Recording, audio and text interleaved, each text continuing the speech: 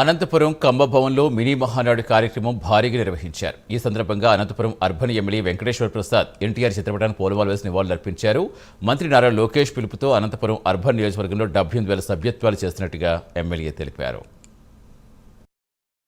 నారా లోకేష్ గారు ఒక పిలుపు మేరకు 1 కోటి సభ్యత్వాలు పైగా కార్యకర్తలు చేయించుకున్నారు.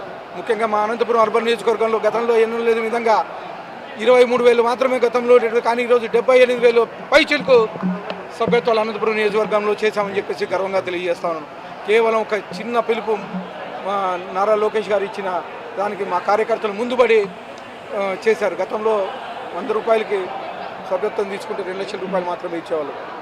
ఈరోజు కేవలం 100 రూపాయల సభ్యత్వం తీసుకుంటే 5 లక్షల రూపాయలు ఇన్సూరెన్స్ ఇవ్వడం జరుగుతుంది.